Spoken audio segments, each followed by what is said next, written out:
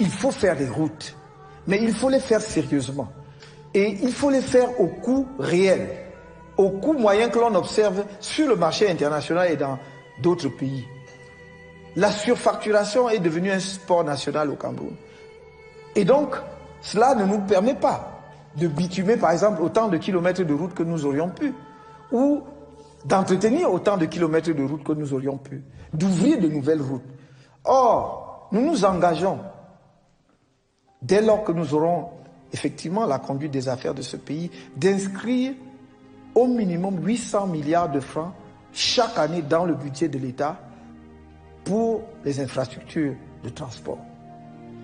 De la sorte, nous pourrons par exemple effectivement construire l'autoroute autour du triangle que l'on connaît, c'est-à-dire Yaoundé, Douala, Bafoussam, Yaoundé, mais avec un prolongement sur Bamenda et également à Douala avec un prolongement jusqu'à Boya Limbe. Nous allons également construire l'autoroute du Nord, qui est un de nos grands rêves. En dehors du chemin de fer, il faudra effectivement relier le sud du pays au nord jusqu'à Koussery par une autoroute. Je ne dis pas par une route, mais vraiment par une autoroute. C'est économiquement justifié, parce qu'une telle route est la voie de desserte des trois régions septentrionales du pays. Déjà, même politiquement, c'est défendable, mais économiquement, c'est justifié. Donc, pour approvisionner toutes ces régions en produits venant du port et pour évacuer les productions de ces trois régions vers le sud et d'autres lieux de consommation et d'exportation, il faut, en dehors du train dont nous avons parlé tout à l'heure, une voie routière de niveau international, de niveau au standard, j'allais dire, connu dans les pays que nous regardons avec admiration. Donc, autoroute qui va donc jusqu'à Koussery et qui pourra donc dans les régions du Nord, en fonction de l'importance des localités, se bifurquer sur d'autres localités importantes. Voilà dans le domaine du transport. Et ça, c'est dans le domaine autoroutier. Parce que nous allons construire un certain nombre de kilomètres de routes régionales, de routes départementales. Évidemment, les routes municipales ou communales ou des villes seront à la charge des villes et non plus, comme aujourd'hui, à la charge de l'État et surtout même à la charge des délégués du gouvernement, car il faudra demain des maires élus qui assurent et soient responsables du développement de leur commune. Donc cette question d'infrastructure de transport est vitale. Et nous allons développer cette infrastructure de transport, y compris le transport fluvial. Nous avons beaucoup de cours d'eau dont certains sont navigables, en tout cas sur un certain nombre de tronçons. La Sanaga est navigable sur plusieurs tronçons. Et donc on peut aussi évacuer les produits agricoles produits le long de la Sanaga ou au bord de la Sanaga par la voie fluviale au lieu justement d'utiliser les camions pour les transporter par des détours encore plus longs. Oui, donc il faudra développer ce transport fluvial sur la Sanaga et d'autres cours d'eau.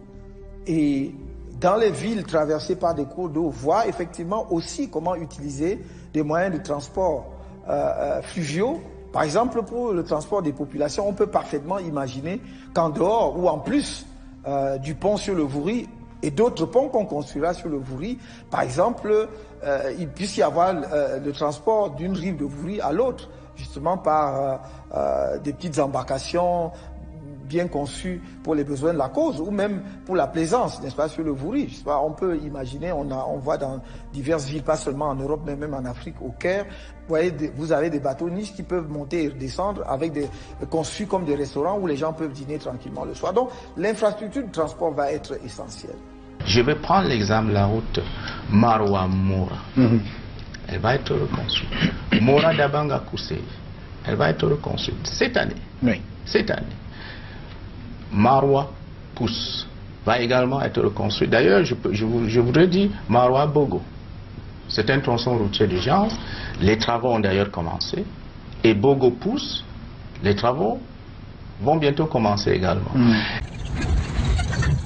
Marwa Mora Dabanga Koussery, c'est 260 km à parcourir sur la nationale numéro 1. Le voyage commence dans cette gare routière, située en plein cœur de la capitale régionale de l'extrême nord. Première curiosité, seuls les Peugeot 504, encore appelés Orange Money, s'aventurent sur ce trajet à risque. Ce petit véhicule, jadis prestigieux et rarement visible ailleurs, transporte pas moins de 7 personnes, chauffeur compris. Il faut débourser pour chaque passager la rondelette somme de 20 000 francs CFA. C'est le minimum en saison sèche et c'est à prendre ou à laisser. Et nous ne tarderons pas à comprendre pourquoi le tarif est si élevé. En cette matinée, nous faisons facilement le plein du véhicule. Et à 6h30, nous mettons le cap sur Kousséri. Les 60 premiers kilomètres sont parcourus sans grande difficulté entre Maroua et Mora, puis entre Mora et une partie de Tchakamari. Reste à affronter les 200 km supplémentaires et c'est ici que commence le calvaire. Le chauffeur nous informe que nous avons 80 km à parcourir pour arriver à Waza, où nous serons autorisés à prendre la seule et unique pause d'une durée maximale de 15 minutes.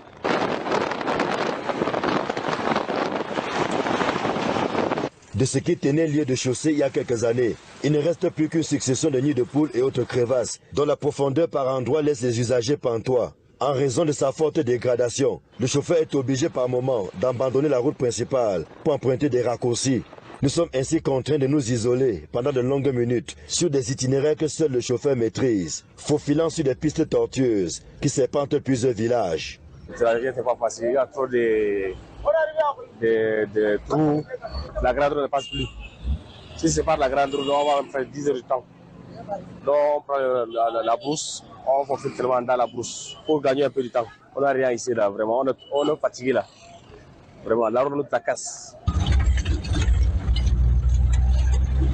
Nous avons tous la même prière, celle de ne pas croiser le chemin de quelques djihadistes de Boko Haram, dont les incursions, bien que sporadiques, ne cessent de perturber la quiétude de certaines populations, dans le Logon et Chari et dans d'autres départements de l'extrême nord. Au bout de 3h30, nous arrivons au centre-ville de l'arrondissement de Waza. Nous venons ainsi de faire un peu plus de la moitié du parcours. Et il nous reste 120 km pour aller Kousséri. Une pause s'impose, question de recharger les batteries. Et comme vous l'avez dit, c'est un véritable parcours du combattant. Voilà notre véhicule. Le chauffeur profite pour réajuster un tout petit peu, parce qu'au regard de l'état de la route, il est évident qu'on ne peut pas la faire sans voir quelques difficultés. À peine avons-nous repris le chemin en direction du chef-lieu du Logon et Chari qu'un spectacle désolant s'offre à nous. C'est une succession d'accidents dus au très mauvais état de la route. Des camions tombés à la renverse attendent d'être secourus. Ça fait 3 jours que ce camion s'est renversé, avec tout son contenu qui est sécurisé là, obligeant le chauffeur, le motoboy et les autres à passer la nuit ici à la Belle Étoile pour veiller sur leurs marchandises. Des images comme celle-là sont récurrentes le long de la route, des images malheureusement qui ne sont pas bonnes à voir, mais qui traduisent en fait le mauvais état de cette route dont la reconstruction est plus qu'importante aujourd'hui. Pour ceux qui s'aventurent sur ce trajet, les pannes de véhicules sont incontournables et nous ne tardons pas à y faire les frais. Heureusement pour nous et les autres usagers, les chauffeurs qui font ce parcours du combattant brillent par une solidarité sans pareille et se portent mutuellement secours. Ce qui leur permet presque toujours de résoudre en un temps record les pannes qui se signalent, chacun ayant en lui quelques notions de dépannage. Ici, c'est un pour tous, tous pour un. Et ils n'ont presque pas de choix, car sur cette route, il est fortement déconseillé de circuler la nuit. Malgré les multiples patrouilles des forces de défense et de sécurité, prévenir vaut mieux que guérir. Les transporteurs et autres usagers essaient tant bien que mal de s'y conformer et de s'adapter à cette contrainte. D'ailleurs, aucun transporteur ne s'autorise plus d'un voyage en aller simple par jour. Il est 13h, nous arrivons ici après une pause de 30 minutes à Waza. C'est grâce à lui, ça c'est l'homme de la route, c'est le chauffeur. De temps en temps, on abandonne la route principale, on entre dans les villages, parfois on pense qu'on est perdu, mais on finit par retrouver la route principale. Ça c'est parce que c'est un ancien, il connaît très bien sa route. C'est plutôt un pari gagné, puisque les raccourcis nous ont permis de gagner entre 2 et 3 heures de temps sur la durée du voyage. Nous sommes également chanceux d'avoir pu faire Maroua, Mora d'Abanga Kousséri en une journée, car en saison des pluies, comme c'est bientôt le cas dans la zone, l'on sait quand on quitte, mais rarement quand on arrivera. Mais là c'est la saison sèche. J'imagine qu'en saison des pluies, c'est la mort. Non, cette année, la saison prévue, la route va se couper. La dernière fois, il y a une grande pluie comme ça, les voitures des agents, ils ont même passé la nuit à Dabanga, 70 km seulement. Ils ont été 10 heures, 70 km, ils ont passé la nuit. Et ceux qui viennent ici de Maroua, ils ont passé la nuit à Tildé. Ils ont pris plus de 14 heures de temps en route. Alors là, le tarif, c'est 20 000 francs par personne. D'ici la saison pluie, quand ça sera 30 000. Hein. 30 000 francs par personne. Sur 260 km. Cette année-là, ils n'auront même pas la route. Oui. C'est nous, les chauffeurs de Orange Money, là. On se bat, on fait tout moyen pour nos frères qui puissent voyager. On va les aider. Cette route est pourtant d'une importance économique et stratégique indéniable, parce que reliant le Cameroun au Tchad et au Nigeria voisin, Bien qu'une partie soit en cours de reconstruction entre Mora et Tchakamari, environ 200 km restent à contractualiser pour alléger les souffrances des usagers. Si le gouvernement peut penser vraiment à cette population, et nous sommes sur la nationale numéro 1. Et regardez, vous-même, vous avez parcouru, on a fait vraiment escale à Ouaza pour manger. Avant que tu n'arrives à pousser, tout ce que tu as mangé est fini. Nous qui quittons je suis parti de Gaoundéré hier, et si